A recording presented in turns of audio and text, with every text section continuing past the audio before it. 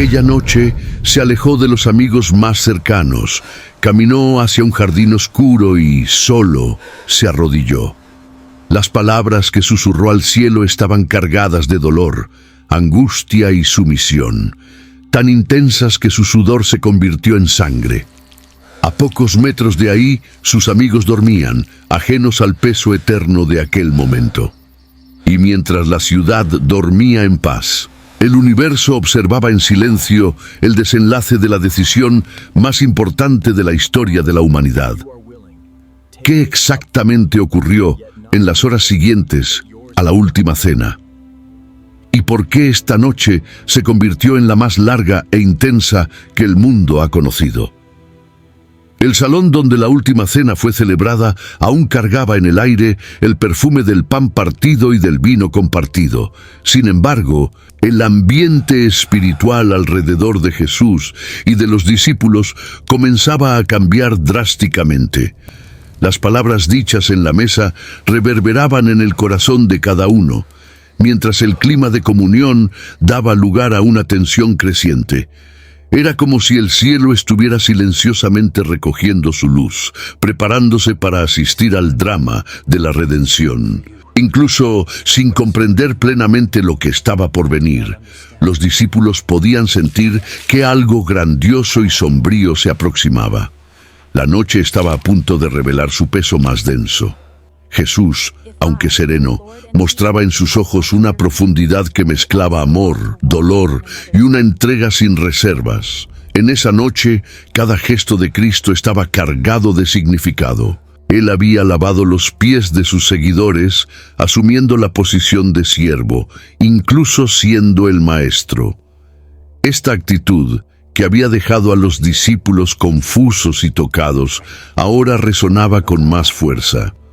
La humildad que él demostró era un preludio silencioso de lo que vendría, el vaciamiento completo de sí mismo. El clima espiritual estaba cargado de presagios, como si el propio tiempo hubiera disminuido el ritmo para contemplar lo que estaba a punto de suceder. El cielo aguardaba, los ángeles observaban y la tierra contenía el aliento. Lo que había comenzado como una celebración de la Pascua estaba convirtiéndose en el inicio de la nueva alianza.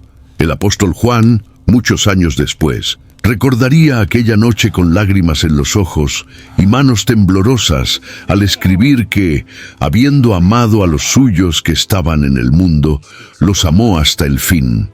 Palabras registradas en el Evangelio según Juan, capítulo 13, versículo 1. Esta expresión no era una hipérbole emocional, sino una verdad espiritual con peso eterno. Jesús estaba a punto de enfrentar el ápice del rechazo, la cúspide del dolor y la más profunda soledad. Y aún así, el amor que llevaba no disminuía. El ambiente espiritual reflejaba esa tensión entre el amor perfecto y el sufrimiento inminente. Había una guerra invisible en curso y comenzaba allí, entre paredes de piedra y corazones aún inmaduros. Mientras la noche caía sobre Jerusalén, había un contraste gritante entre la tranquilidad aparente de las calles y el torbellino que se formaba en el mundo espiritual. La ciudad dormía, ajena al hecho de que el Salvador del mundo caminaba hacia el clímax de su misión. Y, aunque los discípulos no entendieran, cada segundo de aquella noche era contado. El cielo no permitiría retrasos ni adelantos. Todo estaba en el tiempo exacto. La mano del Padre guiaba cada detalle.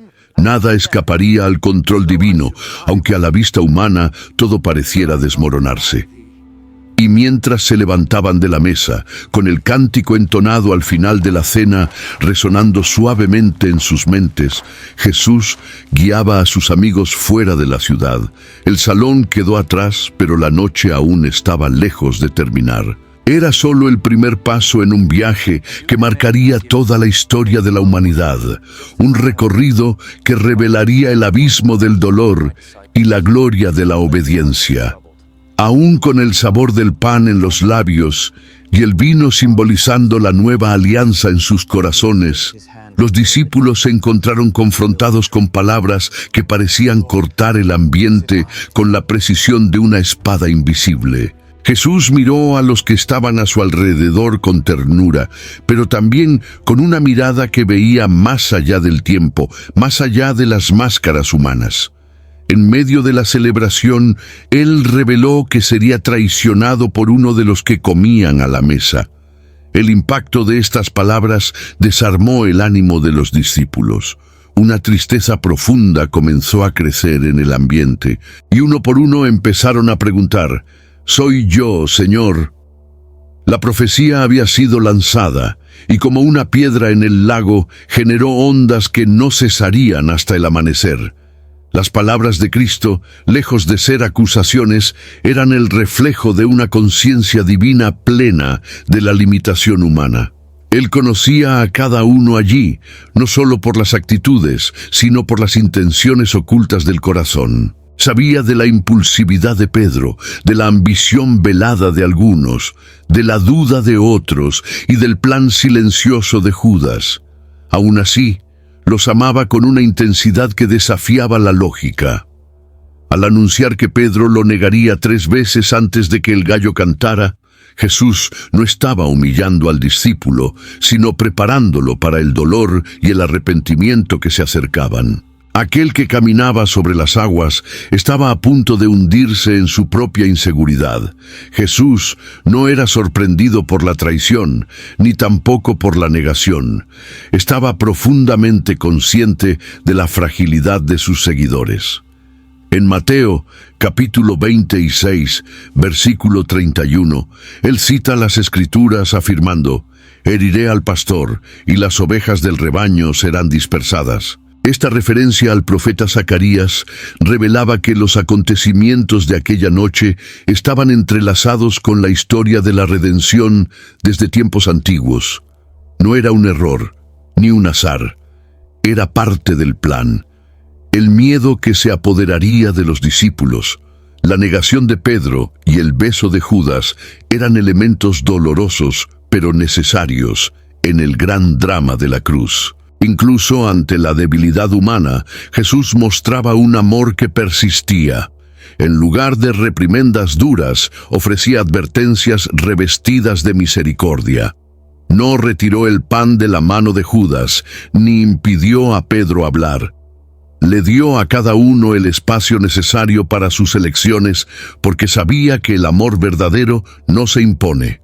La mesa de la cena no era solo el lugar de la comunión, sino también el espejo de las limitaciones humanas, expuestas a la luz de la mirada de un Dios que ama hasta el fin. Al dejar el cenáculo, los discípulos llevaban consigo más que recuerdos de la cena. Cargaban preguntas que aún no sabían cómo responder, miedos que aún no sabían nombrar y una creciente sensación de que aquella noche no sería como las demás.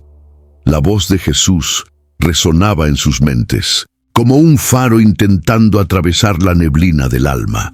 No comprendían aún, pero estaban a punto de entrar en la tormenta más intensa de sus vidas. La salida del cenáculo no fue marcada por prisa, sino por un silencio pesado, casi reverente. Jesús caminaba al frente, liderando a sus discípulos como un pastor conduce su pequeño rebaño. Era noche, y los caminos de Jerusalén estaban cubiertos por sombras y por la brisa fresca que soplaba sobre las aceitunas. La dirección era clara: el jardín llamado Getsemaní, un lugar que frecuentemente servía de refugio para momentos de oración. Pero aquella noche, cada paso tenía un peso eterno. Era el inicio de la entrega. Jesús sabía que se estaba acercando a la prensa donde sería aplastado, y no solo en cuerpo, sino en alma. Al atravesar el valle de Cedrón, los ojos de Cristo estaban firmes. Él no titubeaba, aún consciente de lo que le esperaba. El Getsemaní, cuyo nombre significa prensa de aceite, cobraría un nuevo significado. El Cordero de Dios no sería solo aplastado por el dolor físico, sino por la angustia del pecado de toda la humanidad siendo colocada sobre sus hombros. La imagen del siervo sufriente, descrita por Isaías, comenzaba a tomar forma viva en aquel sendero silencioso. Aunque los discípulos caminaban con él, ninguno de ellos podía comprender lo que realmente estaba a punto de acontecer. Para ellos, aún había esperanza de que todo cambiara de rumbo. Para Jesús, la certeza de que el camino no tendría vuelta. Durante el trayecto, las palabras que Jesús había pronunciado más temprano volvían a la mente de los discípulos. La promesa de que todos lo abandonarían parecía lejana, pero ya comenzaba a cumplirse en sus propios corazones, donde el valor empezaba a dar lugar a la confusión. Era el principio de la dispersión, pero también el cumplimiento exacto de las profecías. En Marcos capítulo 14, versículo 26, está registrado que, tras cantar un himno, salieron hacia el Monte de los Olivos. Este detalle, aparentemente simple, revela una profundidad espiritual poderosa. Jesús caminaba hacia el sufrimiento alabando. Él no fue arrastrado, fue por elección, con el alabanza aún en los labios. El Getsemaní se acercaba, y con él el peso del mundo. La oscuridad de la noche era el escenario ideal para la batalla que se libraría no con espadas, sino con lágrimas, sudor y clamor. Jesús, el Hijo Eterno, estaba a punto de dialogar con el Padre como nunca antes. El cielo estaría en silencio y los hombres dormirían, pero él enfrentaría el cáliz con obediencia inquebrantable. Era la hora del enfrentamiento entre la carne y el espíritu, entre el deseo humano de escapar y la decisión divina de cumplir. La llegada al jardín no trajo alivio, sino preparación. No era un lugar de descanso, sino de confrontación. Jesús sabía que la mayor parte de su sufrimiento no comenzaría con los azotes ni con la cruz, sino allí, en la soledad del Getsemaní, donde el clamor de su alma alcanzaría el trono del Padre en gotas de sangre. La caminata terminaba allí, pero la verdadera batalla estaba a punto de comenzar. En el corazón del Getsemaní, Jesús se separó de sus discípulos, llevando consigo solo a Pedro, Santiago y Juan. Los mismos que presenciaron su gloria en el monte de la Transfiguración, ahora serían testigos de su más profunda agonía. La distancia entre él y los demás no era solo física, sino espiritual. El dolor que comenzaba a formarse en su alma era indivisible. Él estaba a punto de enfrentar la plenitud de la misión redentora, y esta responsabilidad pesaba sobre sus hombros con una intensidad que ningún otro ser humano jamás conociera. La noche que comenzó con himnos y comunión, ahora se convertía en clamor y lágrimas. Al postrarse en el suelo, Jesús abrió su alma ante el Padre. Sus palabras no eran mecánicas, sino densas de emoción y rendición. Padre mío, si es posible, pase de mí este cáliz. No obstante, no sea como yo quiero, sino como tú quieres. Esta oración registrada en el Evangelio según Mateo capítulo 26, versículo 39, revela un misterio profundo. El Hijo de Dios, siendo plenamente divino, experimentaba el dolor de la entrega humana. Él no huía de la cruz, sino que sentía el peso de todo lo que ella representaba. No solo la tortura física, sino la separación espiritual del Padre, la carga del pecado de todos nosotros, la sombra del abandono. Esta angustia fue tan grande que, conforme está registrado en el Evangelio de Lucas, su sudor se convirtió como gotas de sangre, un fenómeno raro llamado hematidrosis que ocurre bajo extrema tensión emocional. Era el cuerpo del Verbo encarnado respondiendo a la presión de un peso que no era suyo, sino nuestro. Y aún así, en medio del dolor, Jesús eligió obedecer. La lucha no era contra soldados romanos ni contra líderes religiosos. Era contra la propia voluntad humana, que en cualquier otro habría suplicado huida, pero él permaneció, Fue en el jardín que la cruz comenzó a ser cargada, no en los hombros, sino en el corazón. Los discípulos, invitados a velar con él, cedieron al cansancio y durmieron. No fue solo sueño físico, sino un símbolo de la limitación humana ante la intensidad de lo espiritual. Mientras el Hijo del Hombre gemía, sus amigos reposaban, inconscientes de la magnitud del momento. Jesús los despertaba con tristeza, pero no con ira. Su compasión era mayor que la decepción. «¿Ni una hora pudisteis velar conmigo?», preguntó. La soledad de Jesús era ahora absoluta. El Salvador del mundo clamaba, sangraba y se entregaba en oración, mientras los que más amaba no podían mantenerse despiertos. Al levantarse tras la tercera oración, Jesús ya no cargaba más el peso de la indecisión. Su rostro podía estar marcado por el sufrimiento, pero sus ojos brillaban con determinación. Él no solo aceptó el cáliz, él lo tomaría con firmeza. El momento de debilidad dio lugar a la fuerza que proviene de la sumisión total al Padre. La guerra invisible en el jardín había sido vencida, y el Cordero estaba listo. No más se esquivaría, pues ahora sabía que había llegado la hora. La oscuridad a su alrededor no lo asustaba más, pues dentro de él brillaba la luz de la obediencia. Mientras Jesús libraba la más intensa batalla espiritual de su vida, los discípulos, vencidos por el cansancio, sucumbían al sueño. A cada retorno de Jesús al lugar donde los dejara, Él los encontraba durmiendo. Era un contraste doloroso, el Salvador derramando su alma en lágrimas, mientras los más próximos reposaban en inconsciencia. Lo que parecía solo debilidad física era, en verdad, reflejo de una batalla que los discípulos aún no estaban preparados para enfrentar. La carne, como el propio Cristo dijera, era débil, y en ese instante esa fragilidad se revelaba no con negaciones, sino con párpados pesados y corazones distraídos. Jesús, incluso decepcionado, no los abandonó. Él volvía, los despertaba con ternura, llamándolos a la vigilancia.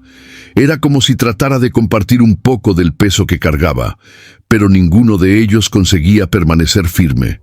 La soledad de Cristo en Getsemaní no fue solo un abandono físico, sino una ausencia emocional y espiritual de apoyo humano. Él estaba solo, totalmente solo. Ni siquiera los más íntimos comprendieron la profundidad del dolor que él enfrentaba. Y aún así, no hubo murmuración. Su silencio entre una oración y otra revelaba más de lo que 1000 palabras podrían expresar. En este escenario de contraste, vemos la distancia entre la naturaleza divina y la humana. Jesús, aún en su humanidad, estaba en plena comunión con el Padre, mientras los discípulos luchaban por permanecer despiertos. La narrativa registrada en Marcos, capítulo 14, versículo 38, deja evidente la tensión entre el espíritu dispuesto y la carne debilitada. Cristo los invita a vigilar y orar, no como una orden pesada, sino como un llamado desesperado para que no fueran vencidos por la tentación. Él sabía que pronto el tumulto llegaría, y esos momentos de oración podrían ser el escudo de que tanto necesitarían. El silencio de los discípulos durmiendo contrasta con los gemidos de Cristo. Cada suspiro de Jesús era un eco del amor que lo impulsaba. El mundo dormía, y los cielos contemplaban con reverencia al Cordero siendo moldeado para el sacrificio. Es en este punto que la soledad de Jesús se transforma en símbolo. Él no solo sufrió por nosotros, sino que sufrió sin nosotros. El rescate de la humanidad no tuvo auxilio humano. Ningún brazo lo sustentó, ninguna palabra lo animó. Fue en el abandono que Él reveló la plenitud de su amor. Al despertar a los discípulos por última vez, Jesús ya no los reprendía. Había en su voz la firmeza de quien aceptó el precio de la misión. «Levantaos, Vamos. He aquí que ha llegado el que me traiciona. La oración había cesado, la decisión estaba tomada y la soledad fue transformada en fuerza. Él ahora se levantaba no como alguien vencido por la tristeza, sino como un rey que, aún sin corona, caminaba en dirección al trono de madera donde conquistaría la victoria eterna. Aún envuelto por la quietud del jardín, Jesús avistó a la distancia antorchas y espadas acercándose. La noche, antes marcada por el silencio de la oración, ahora era cortada por el sonido de pasos apresurados y voces murmurantes. La multitud enviada por los líderes religiosos llegaba liderada por una figura familiar, Judas Iscariote.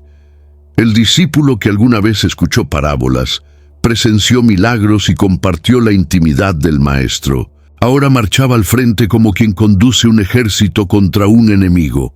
El contraste entre la luz que Jesús cargaba y la oscuridad del corazón de Judas se tornaba más evidente a cada paso que daba rumbo al Hijo del Hombre. La traición vino de forma sutil y cobarde. Un beso. El gesto que en cualquier otro contexto simbolizaría afecto, en ese instante se convirtió en el sello de la entrega. Judas se aproximó y con una naturalidad casi repugnante saludó a Jesús con las palabras: «Salve, Maestro», seguido de un beso. Jesús no retrocedió. Miró a los ojos del traidor y respondió con una pregunta que cortaba el alma. «Amigo, con un beso traicionas al Hijo del Hombre». Esta escena, registrada en el Evangelio según Lucas capítulo 22, versículo 48, revela la profundidad del dolor que no vino de los azotes o de la cruz, sino de la falsedad de un amigo. La multitud no titubeó. Poco después del beso, manos rudas agarraron a Jesús. Era como si el toque de Judas hubiera autorizado la violencia. Los discípulos, asustados, intentaron reaccionar, pero la acción rápida y el miedo que se esparció los paralizó. Judas había vendido a su maestro por 30 monedas de plata, precio de un esclavo, y ahora, frente a la luz del mundo, él elegía permanecer en las sombras.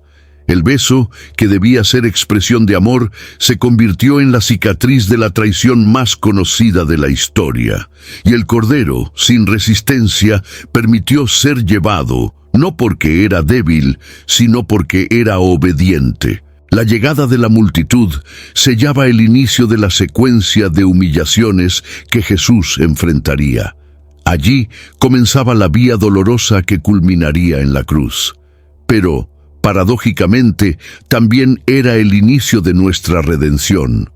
Cada detalle de esa noche apuntaba al cumplimiento exacto de las Escrituras. La traición de Judas no sorprendió a Jesús. Por el contrario, formaba parte del plan eterno. E incluso ante la crueldad de ese acto, él aún llamó a Judas amigo. No había rencor en su mirada, solo la tristeza de quien ama hasta el fin, aun sabiendo que no será amado de vuelta. La noche avanzaba, y con ella el dolor, la injusticia y la soledad. Pero en cada paso dado en esa prisión había propósito. Jesús no fue víctima del azar ni de las circunstancias. Él era el Cordero voluntario, entregándose en las manos de los hombres para cumplir la voluntad del Padre. El jardín, que fue escenario de la oración, ahora era escenario de prisión, y la oscuridad que lo rodeaba era solo un telón de fondo para la luz que jamás sería apagada. En medio de la tensión que envolvía el jardín, una reacción instintiva rompió el silencio de la entrega. Pedro, inflamado por coraje y temor, sacó una espada y golpeó a uno de los que se acercaban para prender a Jesús. El objetivo fue Malco, sirviente del sumo sacerdote, y la hoja le cortó la oreja derecha. La actitud, aunque cargada de lealtad, reveló una vez más la incomprensión de los discípulos sobre la verdadera naturaleza del reino que Jesús anunciaba.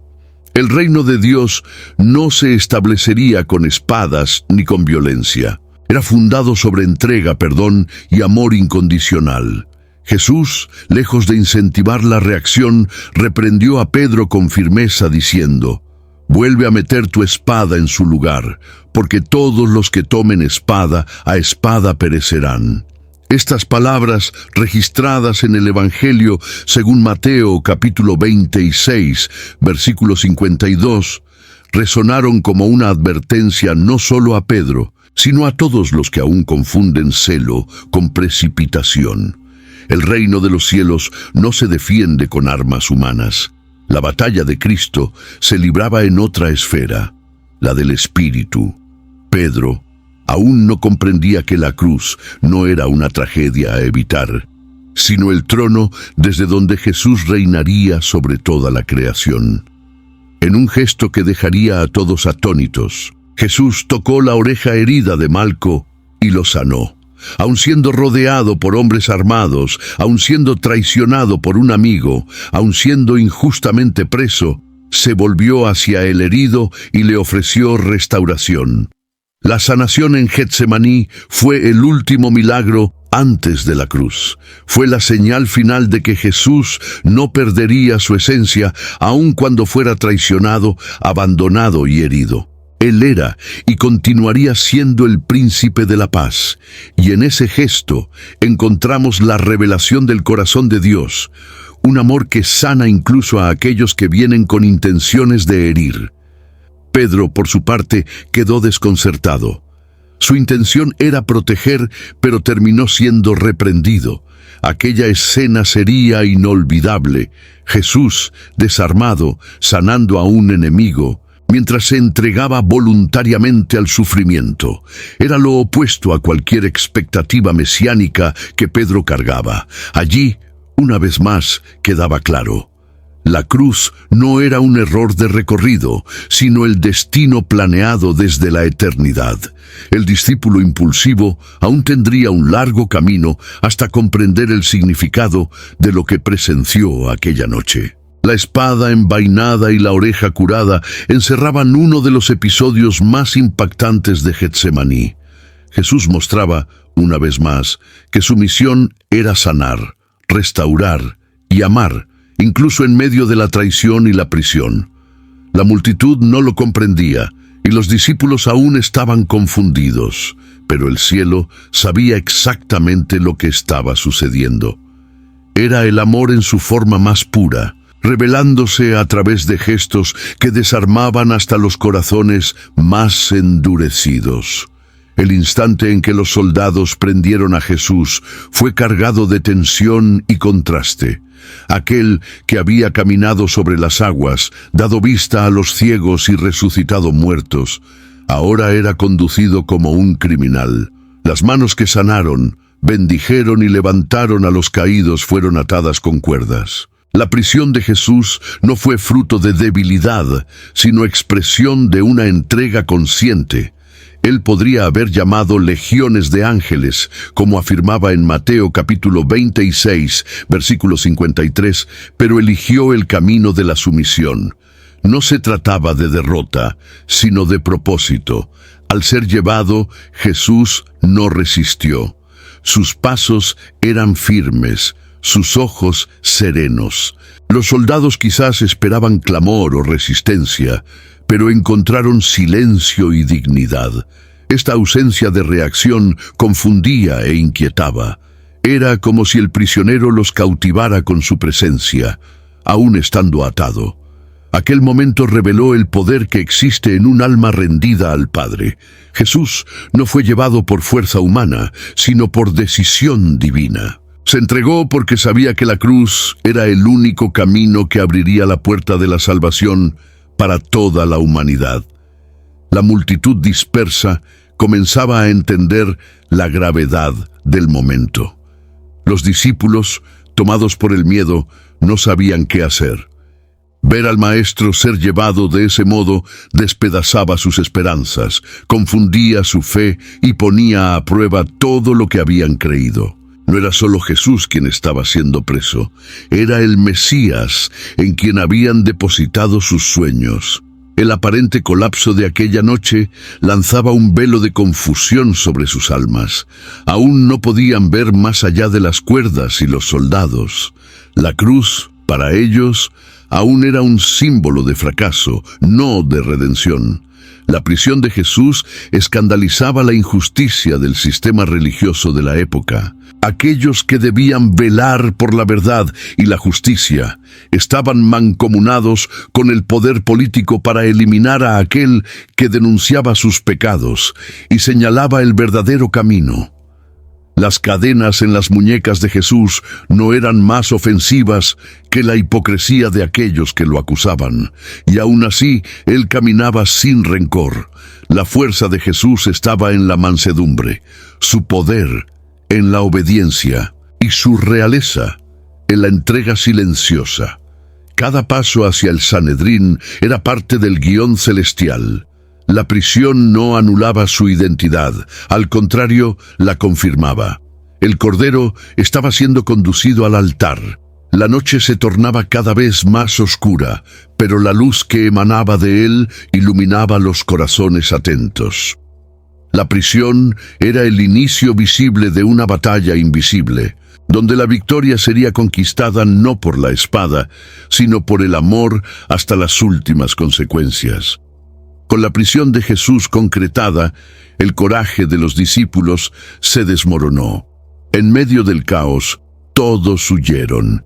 El pánico se esparció como humo en un campo seco, y hasta los más osados se dispersaron. No fue solo un abandono físico, sino un colapso de confianza, un desmantelamiento interno de todo aquello que habían construido a lo largo de los últimos años. Aquel que habían seguido con tanta esperanza ahora estaba preso, y el miedo se volvió mayor que la fe. El Evangelio según Marcos, capítulo 14, versículo 50, resume con precisión este momento. Entonces todos lo dejaron y huyeron. No era solo autopreservación, también había confusión espiritual. Los discípulos aún esperaban un Mesías que tomara el trono de David con poder político y militar. La prisión parecía incompatible con la idea de redención. Huyeron porque no entendieron. Huyeron porque el miedo oscureció la memoria de las promesas. Huyeron porque la cruz aún era un escándalo en sus mentes. Cada uno de ellos corrió para un lado, llevándose la vergüenza, la culpa y el eco de su propia cobardía.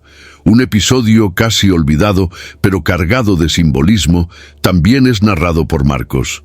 Un joven, al ser agarrado por los guardias, escapó desnudo, dejando la sábana atrás.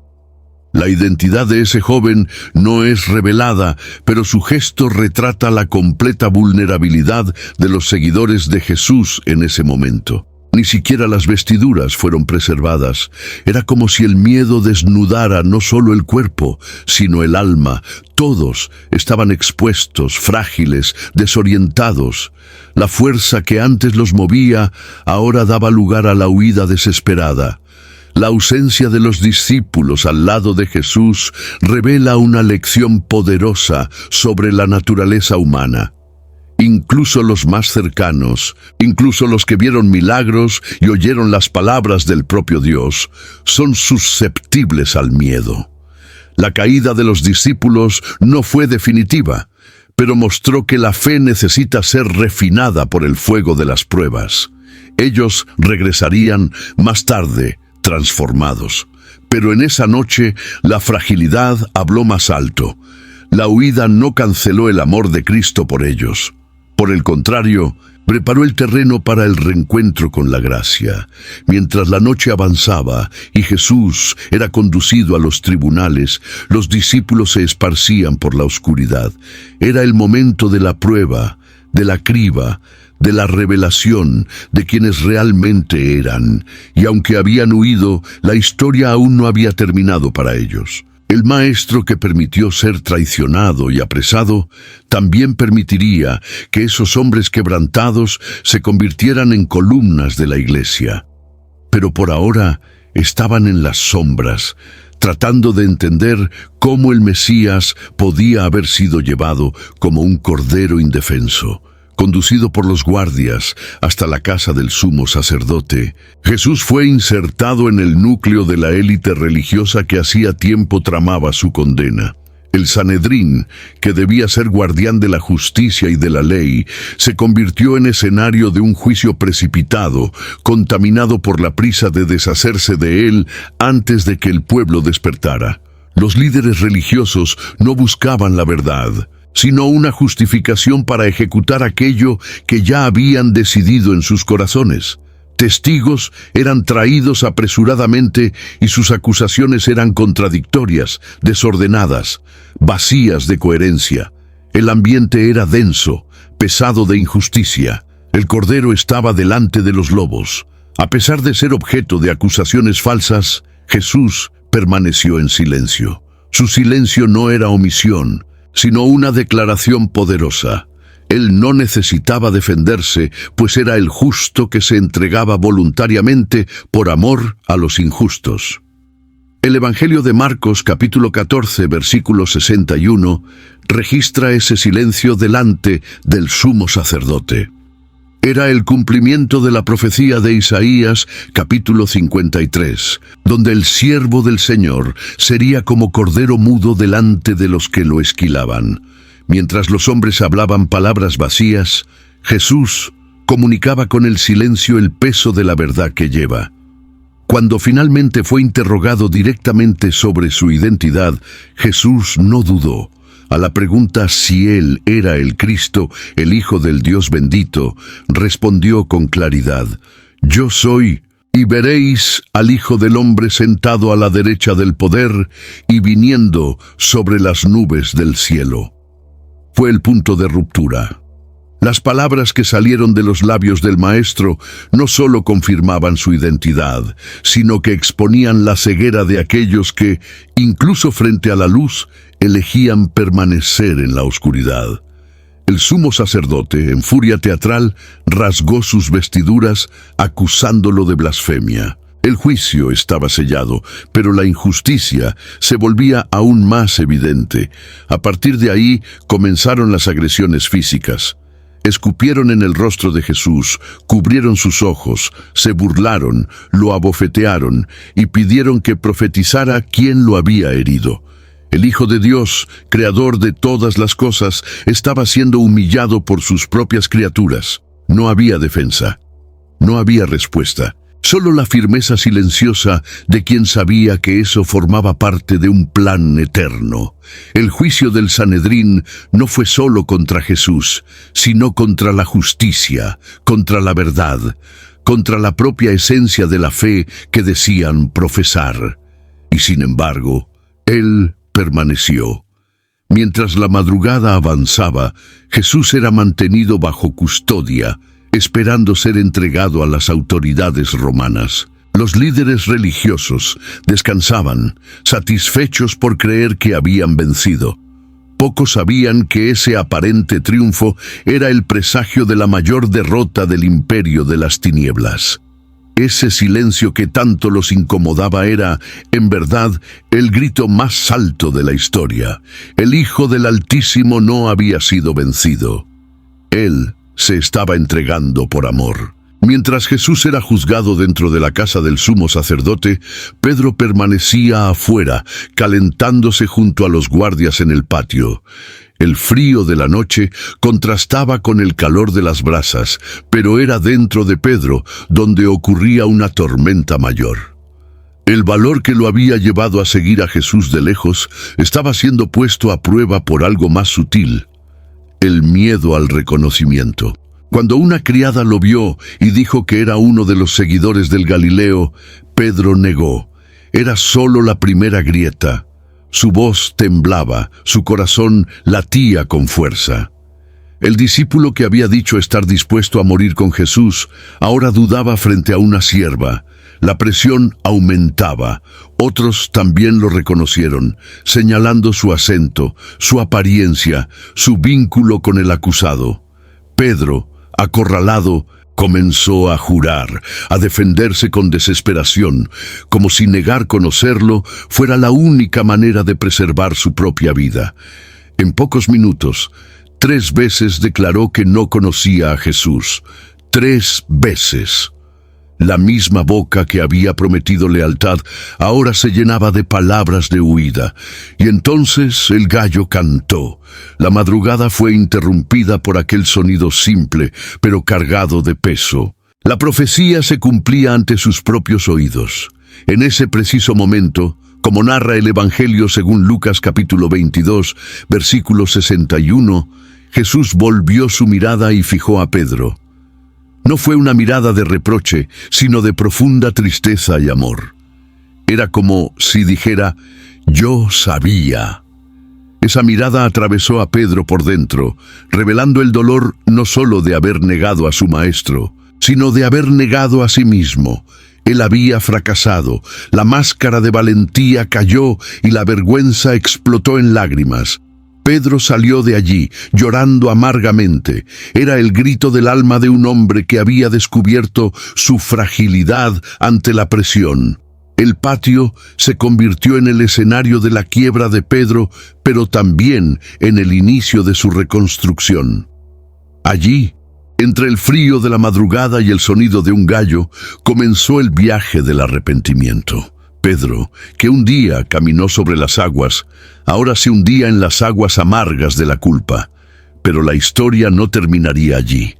El mismo Jesús que permitió ser negado por Pedro sería el mismo que más tarde lo llamaría a la orilla del mar para restaurarlo. El fracaso, en la pedagogía divina, nunca es el punto final, sino una coma en la formación de un discípulo. El canto del gallo todavía resuena en la conciencia de aquellos que, como Pedro, ya han titubeado en su fe. Nos recuerda que incluso los más audaces pueden fallar y que el amor de Jesús es más grande que nuestra vergüenza. La mirada de Cristo esa noche no fue de juicio, sino de promesa. Pedro sería transformado. Ese momento en el patio no lo definiría para siempre, sino que lo prepararía para el fuego de Pentecostés. Lo que era debilidad sería pulido en fortaleza, pero esa noche todo lo que quedaba era el sonido del gallo, el recuerdo de las palabras y las lágrimas de un corazón quebrantado. La madrugada cedía espacio al amanecer, pero no traía alivio. El cielo comenzaba a aclararse, mientras el corazón de los hombres se oscurecía aún más. Jesús, después de ser humillado y juzgado deprisa, era conducido al gobernador romano. El liderazgo religioso, incapaz de ejecutar legalmente la pena de muerte, buscaba en el imperio la mano que clavarían los clavos. Era la unión de 2 sistemas, el religioso y el político, en torno a un objetivo en común: eliminar al Cordero. El Hijo del Hombre, santo e inocente, ahora era tratado como una amenaza pública. El amanecer del día anunciaba la secuencia de injusticias que se desatarían sin frenos. El Sanedrín, sin dudar, llevó a Jesús a Pilato, intentando pintar la imagen de un rebelde peligroso, de alguien que incitaba a la población contra Roma. Ellos distorsionaban sus palabras, ocultaban sus milagros, borraban cualquier vestigio de su compasión.